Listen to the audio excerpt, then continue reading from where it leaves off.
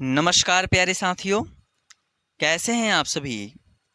आशा करता हूँ आप सभी बहुत अच्छे होंगे, स्वस्थ होंगे और मन लगा करके आप अपने बिहार बोर्ड की परीक्षा की तैयारी काफ़ी अच्छी तरीके से कर रहे होंगे। साथियों, आज के इस क्लास के माध्यम से हम सभी बिहार बोर्ड क्लास 12 हिंदी दिनगत पाठ्य पुस्तक के गदखंड के 5वें अध्याय रोज पाठ, जिसके लेखक सच्चिदानंद हीरानंद वात्स्यायन अज्ञे जी हैं, इस चैप्टर के सब्जेक्टिव प्रश्नों को पढ़ने वाले हैं। जैसा कि आप सभी अब बहुत ही अच्छी तरीके से जानते हैं कि हम पिछले क्लास के माध्यम से चैप्टर 5 को पढ़े थे और उसके ऑब्जेक्टिव प्रश्नों को देखे थे। और आज के क्लास में हम इस चैप्टर के जो है रोज पाठ के जो है सब्जेक्टिव प्रश्न, यानी कि जो भी आपका अभ्यास प्रश्न उत्तर है, अभ्यास प्रश्न है, उसके उत्तर को देखने वाले हैं। तो आप सभी इस क्लास में शुरू से लेकर के अंत तक अवश्य बने रहिएगा। देखिए साथियों, आपका चैप्टर 5 रोज का जो है वह पहला सब्जेक्टिव प्रश्न है कि मालती के घर का वातावरण आपको कैसा लगा, अपने शब्दों में लिखिए। ठीक है, जब लेखक जाते हैं तो उसके घर के वातावरण का जिक्र करते हैं तो लिखेंगे कि मालती के घर का वातावरण ऐसा था कि जिस पर कोई छाया मंडरा रही थी। यंत्रवत दिनचर्या, उदास उदास मन, थका थका तन, जिसमें उल्लास आनंद का एक किरण भी नहीं। इतना प्रिय अतिथि आया फिर भी मालती का मन खिला नहीं, बुझा बुझा ही रहा।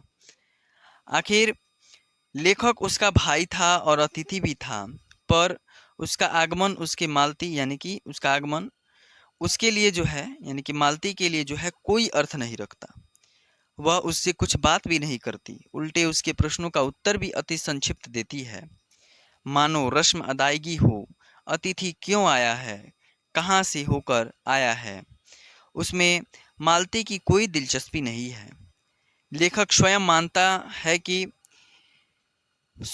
है कि चहकने वाली लड़की का व्यक्तित्व 2 वर्षों में बोझ सा गया है। निरस्ता, ऊब, घुटन, मात्र यंत्रवत जीवन शैली ही वहाँ पसरी हुई थी, जो साफ कहती थी कि मालती अपने जीवन से उब चुकी है, पर विवश है, क्या करे।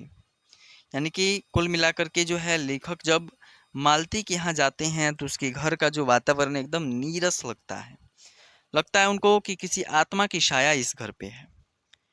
दूसरा प्रश्न है कि दोपहर में उस सुने आंगन में पैर रखते ही मुझे ऐसा जान पड़ा मानो उस पर किसी सांप की छाया मंडरा रही हो। यह कैसी सांप की छाया है, वर्णन कीजिए। उत्तर लिखेंगे कि लेखक अपने दूर के रिश्ते की बहन के यहाँ आया था। यह वही बहन थी जिसके साथ उसका बचपन बीता था। वह लेखक की सखी अधिक थी। साथ खेलना, लड़ना झगड़ना, साथ पढ़ना, वह चंचलता थी, पर आज मात्र औपचारिक वार्ता करती है। शादी के बाद औरत इतनी बदल जाती है कि वह अपने भाई, सखा और अतिथियों के आगमन पर जरा भी उल्लास नहीं दिखा पाती। उसका वार्तालाप भी कुछ खास नहीं है, मात्र प्रश्न के उत्तर देती है, यह भी नहीं पूछती कि कैसे हो, क्यों आए हो, कहाँ से आए हो आदि। उसका यांत्रिक जीवन और मौन बताता है वह कुछ सह रही है, भोग रही है, कहीं कोई विवशता है, उसे छूटने को छटपटा रही है। यह स्थिति यह ध्वनित करती है कि घर पर कोई छाया मंडरा रही है, जिससे मालती घुलती जा रही है। उसका मौन उस पर हावी है, साथ ही साथ वह रोज वही एक बंधी बंधाई जिंदगी, ऊब घुटन भरी जीवन शैली, वहाँ एक विकराल छाया सी छा गई है। तीसरा प्रश्न है कि लेखक और मालती के संबंध का परिचय पाठ के आधार पर दें। उत्तर लिखेंगे, लेखक मालती के दूर का भाई है, पर बचपन में इनका संबंध जो है सख्य भाव का था, यानी कि मित्र भाव का था। एक साथ रहते थे, खेलते थे, लड़ते थे, साथ साथ पिटते भी थे, यानी कि सारा कार्य जो है एक ही साथ किया करते थे। लेखक का अध्ययन भी मालती के साथ ही हुआ था। दोनों के व्यवहार में सखा के समान ही रहा है, कभी भ्रातृत्व रूप का, कभी किसी अन्य रूप में। वे रिश्ते के बड़े छोटेपन में नहीं बन सके थे। चौथा प्रश्न है कि मालती के पति की महेश्वर की कैसी छाया आपके मन में बहती है। कहानी में महेश्वर की उपस्थिति क्या अर्थ रखती है, अपना विचार दें।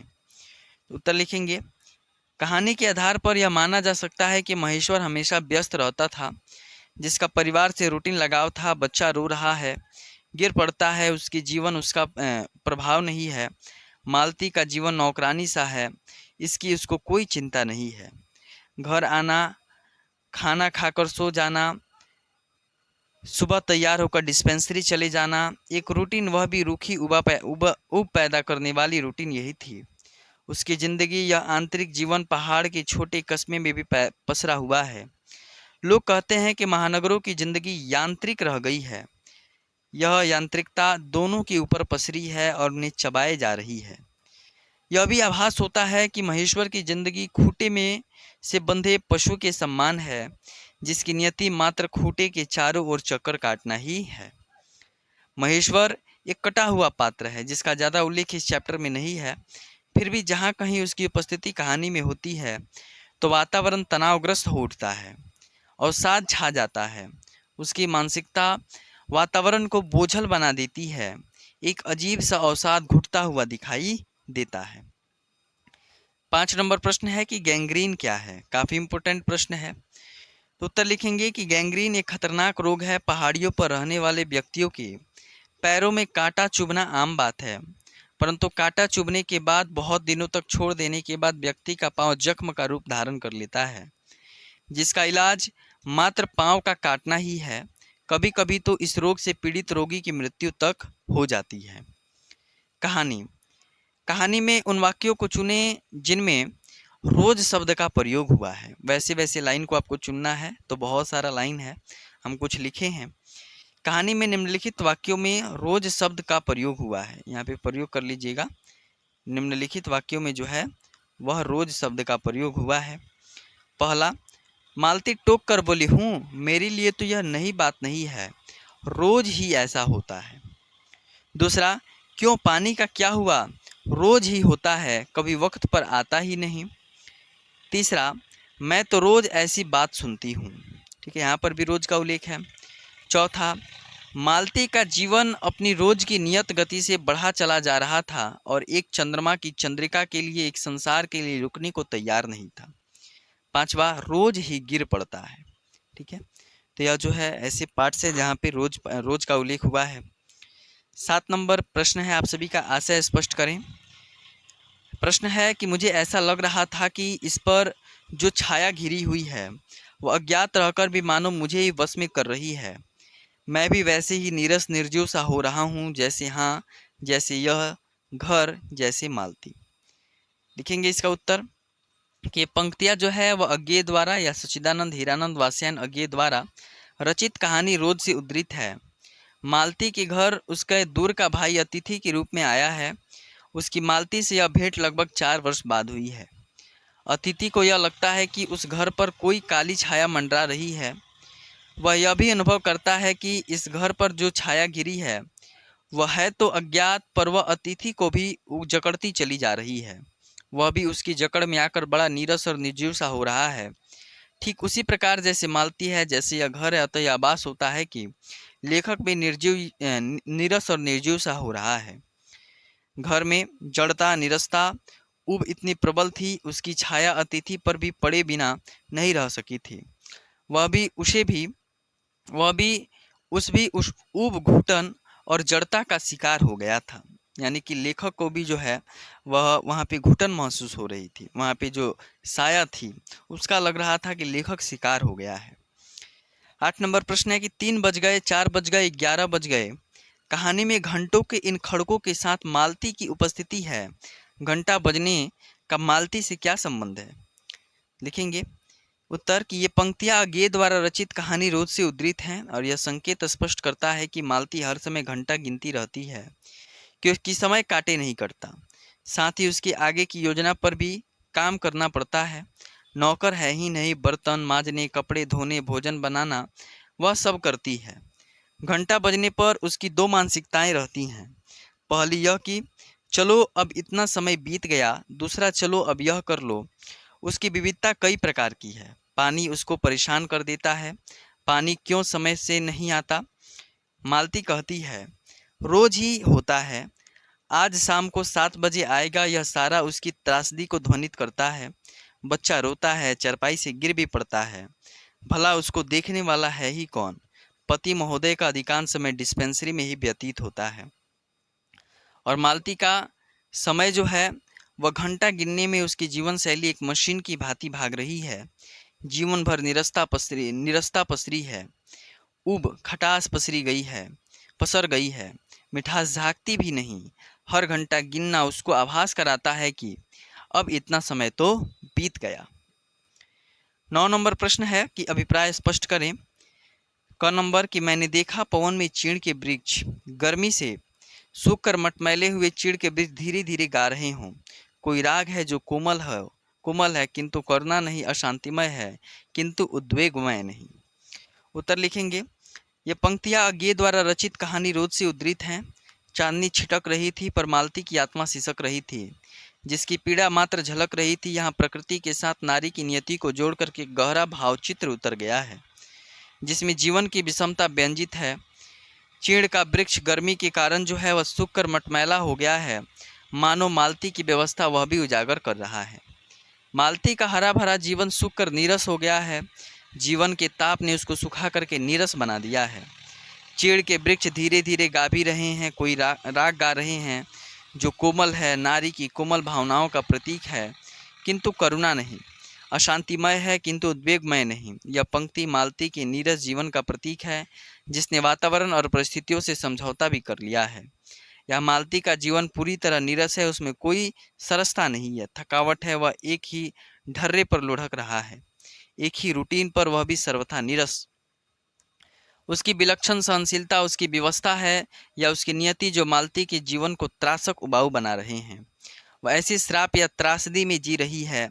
नारी का जीवन राग रंगपूर्ण उल्लासपूर्ण होना चाहिए, यह ऐसा कुछ भी नहीं है। प्रतिदिन एक ही काम, उसी ढर्रे का काम और घुटन भरी दिनचर्या, उसमें अटकी घुटन भरी जिंदगी, जिससे उसने जो है वह पूरी तरह समझौता भी कर लिया है। यही उसकी अशांति का कारण है। वह अपना जीवन मात्र घंटों में ही देखती है। वह घंटों से छुटकारा पाने के बजाय उसके बीत जाने पर थोड़ी राहत महसूस करती है, पर घंटा तो फिर आ जाता है और वह फिर नीरस हो उठती है। यही राग है जो कोमल है किंतु करुण नहीं है, वह अशांतिमय है।